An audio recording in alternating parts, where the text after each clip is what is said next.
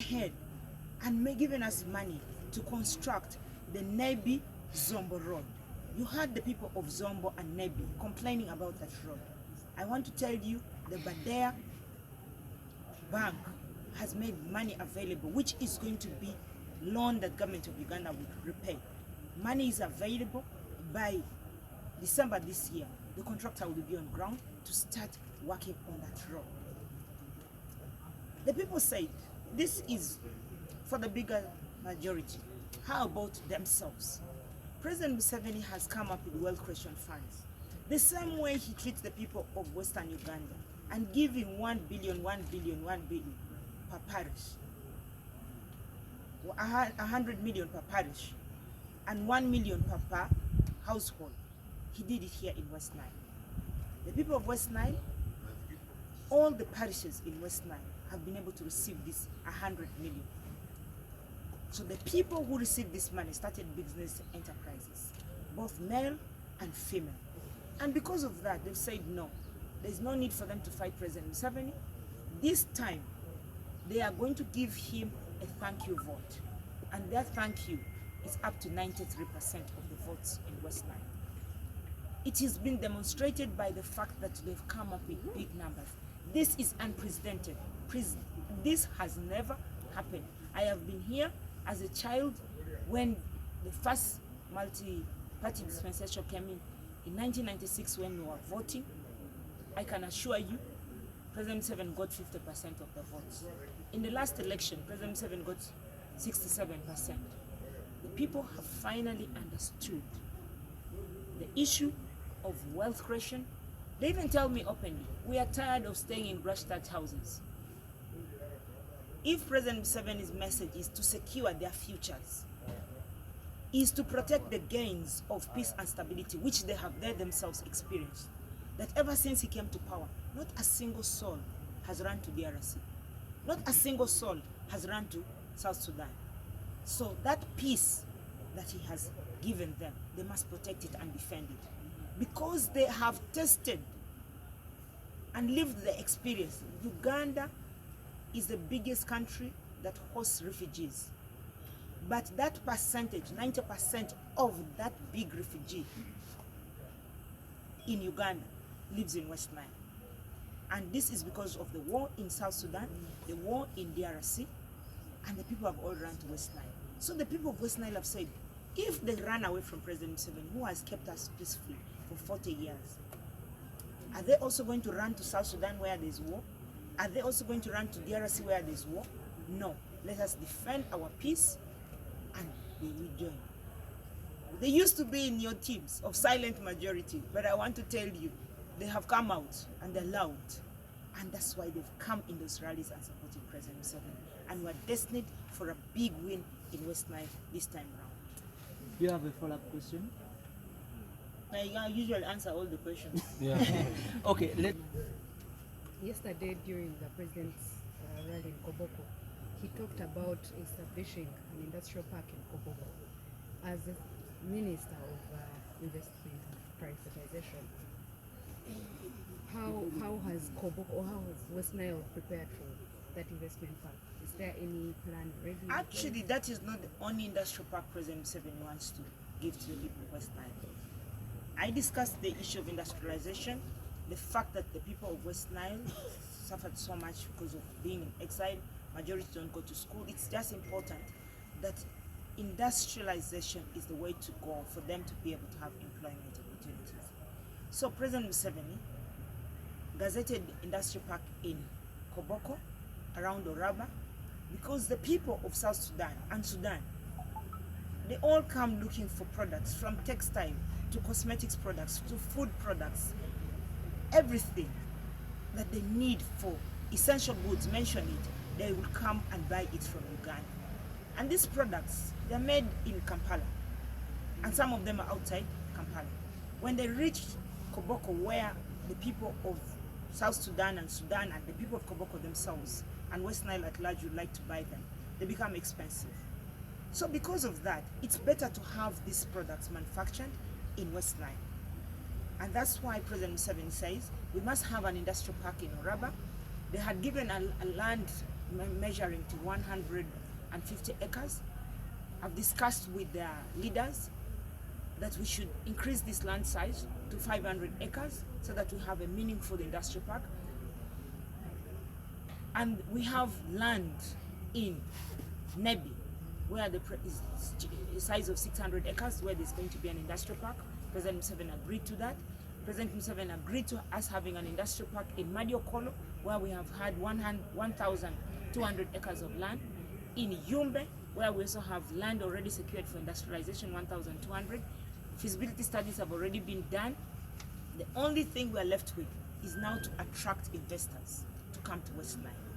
And the reason why investors were not coming to West Nile was lack of electricity. Now that the electricity is available, peace is available, labor is available. West Nile has a very hardworking people. And people predominantly, when they want labor, they come to West Nile and take them to work in Lugazi, Kakira, Kinyara, all those sugar works. If you go to those factories, even in the factories in Kampala, you'll hear the West Nilers are the ones working there. Because West Nilers are hardworking people. They've been working in factories in Kampala and in other parts of Uganda. But now that these 4 factories are going to be here in West Nile, the people of West Nile are going to get employment opportunity. But addition to the employment opportunity and the electricity being available, the raw material is available. Did you guys actually know that there's gold in West Nile? There is limestone in West Nile. That West Nile soils are so fertile that the British identified this place as the place for growing tobacco. We were not making money out of tobacco. President Museveni has asked us to get out of tobacco. Our people are now going to the growing of coffee. But we do not want, as West Nile, to grow this coffee and export it out of West Nile without value addition. So with that, those factories coming here, industrial parks, 4 of them in West Nile, that means that we're going to do value addition on coffee, cocoa, and all the other fruits products here. That one has a question. Yeah. The government looks at attracting investors in West Nile. Have you thought about putting up incentives for people in West Nile to own the investments and industrialization of their region, like they have done in other regions?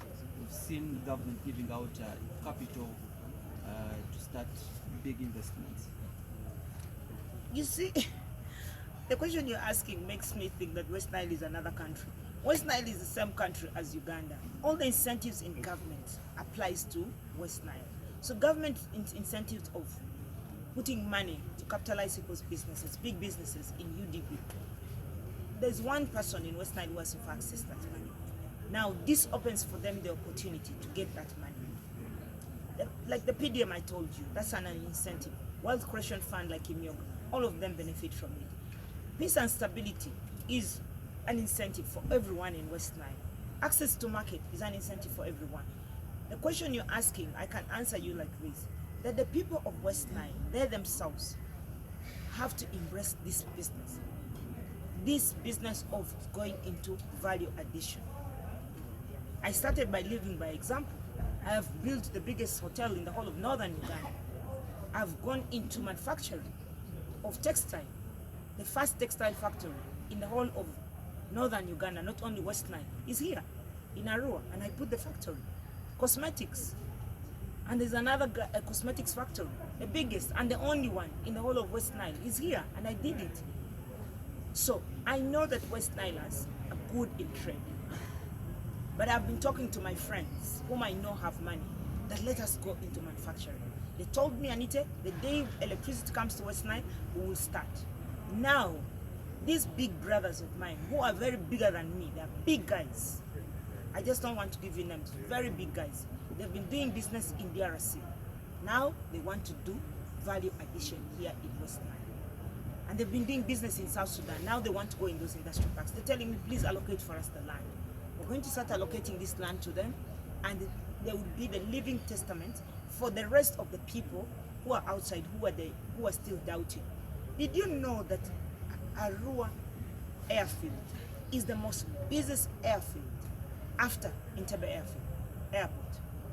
The most busiest after Entebbe airport. This is because everyone who is doing business in DRC has to pass through Arua. The ones who are doing businesses in Juba and in Sudan, they pass through Arua. So another thing that President Museveni had promised us to do is to build our airport. So when we have this airport built, West Nile bordering the two big markets, South Sudan market and DRC market of 80 million people, we're in business. We will get out of poverty. All these grass-thatched houses you will see will disappear because our people will now be involving themselves in the money economy. And that is what our dream is. And the only way they can achieve that is by supporting one person, President Museveni. If they make a mistake and vote another candidate, too bad. We will lose the peace. The person will not understand us. The person will start from zero to understand the people. The people of West Nile take long to understand their leaders. Very long. That's why they took so long to understand President Museveni. I've told you, the vote is just going like this slowly. And that's why I've told you that this is the first time President Museveni has gotten the huge and the mammoth crowds in the whole of West Nile. This is because the people have finally understood him. One more question. It gives us this positive impact because personally I'm in business. I see that all the people who live in South Sudan, in DRC and South Sudan, they are very grateful for the involvement of UPDF. Do you know they make some statements like, we wish President Museveni is our president. These are the comments that they make. And we ask why. He said because the only little peace that we experience in our country, and those of us who live at the border points, like here in the Ituri area, Ituri, Aru, all those ones, they depend on the peace of the UPDF in Uganda.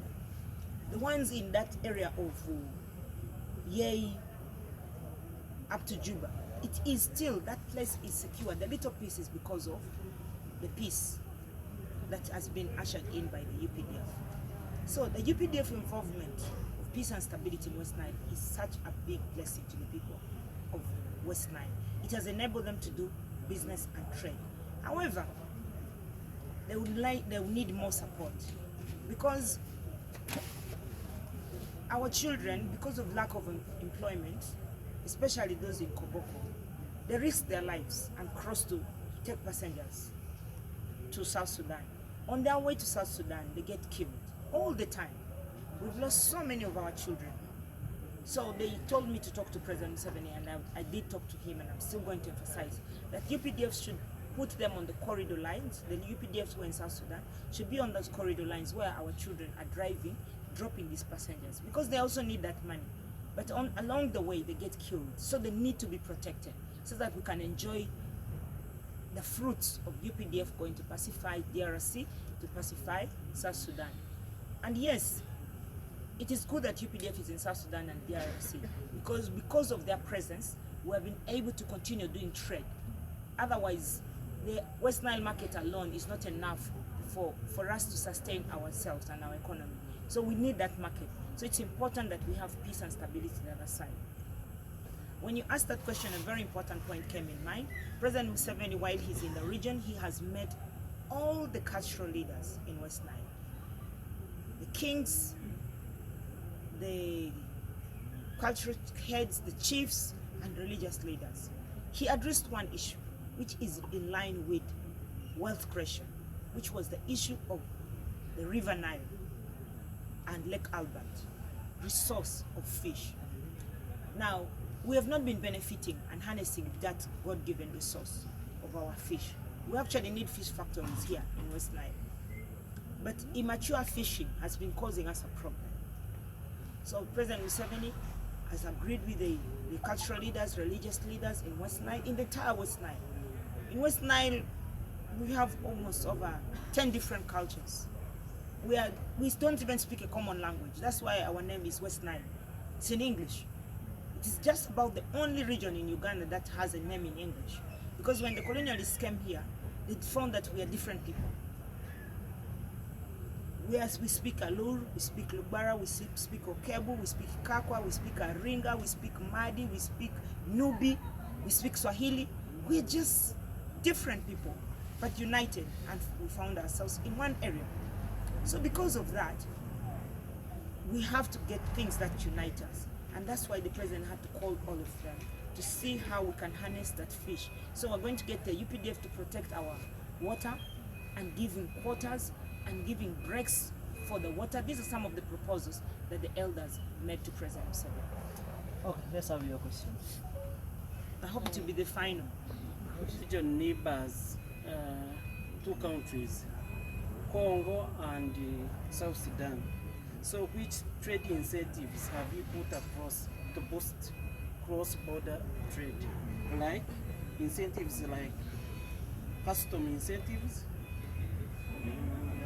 trade corridors, and border post infrastructure. We have a border post in Orava. We have a trade border post in Vura here, the Vura border post, and then in the Magye. We have URA officials in those two border posts. We have the presence of security in those border posts. This is all to incentivize trade, but also having bilateral discussions and agreements with those borders to make sure that our people are able to move freely and trade freely. Additionally, the road construction connecting West Nile through Nebi to Magye is just not a fashion, or it's just not a desire. It's a very deliberate move to make our people move their goods to DRC and services to DRC. The same, connecting and building up to Orava, from Kampala to Orava, is just not a design, it's deliberate for us to be able to access that market of South Sudan. So those are the some of the trade incentives that we put, but most importantly, Ministry of Trade, but with the guidance of President Museveni, is building a West Nile economic zone in Oraba, so that the people can be able to go get their tradable goods and take to that free economic zone, and the traders, the consumers from those other bordering countries can come. By the way, as you know that Sudan and South Sudan, they were all one country. So we can say that West Nile borders almost 3 countries: South Sudan, Sudan, Congo, and so all this is market. As you know that Sudan itself is not peaceful, so they still come to Uganda to buy these goods. Now let's have the last one from. Okay. So I'm a big fanatic of industrialization. So I'm going to ask about. I'm happy to hear that. Yeah. So what are you doing? What business are you doing? I'm an industrial psychologist by profession. Okay. Farming is one of the major drivers of development, and the data from World Food Program shows that only 30% of West Nile arable land is utilized. And if you're going to check, the whole of northern Uganda have only 28 functional farming tractors. The government has been preaching mechanized agriculture, irrigation. I don't know how far has the government gone into making this a reality? It's so sad that our people have not embraced agriculture so much, and yet they have fertile soils. And this is not only for West Nile alone, the entire Uganda. We have to go into commercial agriculture. Our people like to do small-scale farming. And even when we chose, first of all, the colonialists gave us a wrong advice by making us to choose tobacco. Now, tobacco is a cash crop. It's not a food crop. It cannot even feed your children at home. And even when you do the chura, or like the president says, the chibalo, you will not get money. So those figures are right. We have a saying here in West Nile that imyozo to pass, meaning that you're stepping on the rain, which could be able to help you to make you to get food crops. You're stepping with it with your legs. So don't step on those rains with your legs. Go and dig and get something meaningful out of your gardens. But do you know what they moved? Some of them, even that 30%, they're doing big scales of marunji. They're growing it. So we need to get them out. It's an issue of mindset. So government is doing the mindset education through NILE, through NADS, telling them that there is no money you'll get out of marunji, there's nothing that you'll get out of tobacco. You have to come to cocoa, coffee, and all the other food crops, the cereals that you can grow and get money. So it's still a lot of work for us. But as leaders in West Nile, we have a lot of work to do.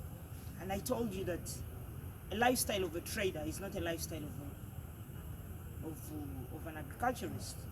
So we need to change their mind from not only doing trade to also being agriculturists. We're merchandise. That is just us. We like to trade. Even myself, I thought that I was not a trader until I just saw the talent popping up, because my mother and my father, they're all business people. So the talent just pops up and you find yourself, but because of exposure and education, then you're able to diversify and go into manufacturing and go into industrialization. But agriculture, I want to tell you, it's a tall order for us. We have to do a lot of mindset education, and I'm happy that Ministry of Agriculture, with the support of President Museveni, is doing that to change the minds of the people and making them to go into those strategic agricultural products. As you say bye-bye, Honorable, I'll be selfish and have the last question. What should people of KOBOKO and West Nile at large expect from NILE in this coming 5 years? But I have answered all those ones. Did I? You did. I did, boss. I answered. You were speaking. Some Uganda. Yes. I see the gatekeeper of KOBOKO. Not KOBOKO, I've even moved the gate post to West Nile. Now they are in Karuma to capture the whole area. So all the surveillance cameras are from Karuma. I told you, they are now at the border post. You see, the gate actually of West Nile is around Pakwach there. Did you pass that bridge? Yes. So that is now the gateway. So you pass there and then you move. That's why you've been seeing me zooming everywhere. And I mean, it's very exciting that I have been freed from being an elected leader, because I'm able to support everyone in West Nile and support our president's agenda to make sure that the president's agenda of getting our people out of West Nile reaches the people. Because during the last elections, I will just narrow myself in KOBOKO. Once I've finished the rally of KOBOKO, I will sit down and say I've finished. But now you've seen that energy, I have put it from that bridge, that gateway, Yeah. to now moving in all the other districts. And you've seen that the mobilization is different. So it's a blessing. And I thank God that I am in this position. It's a very, very good position in my life, that I have to support the people of West Nile at large, not only a small district.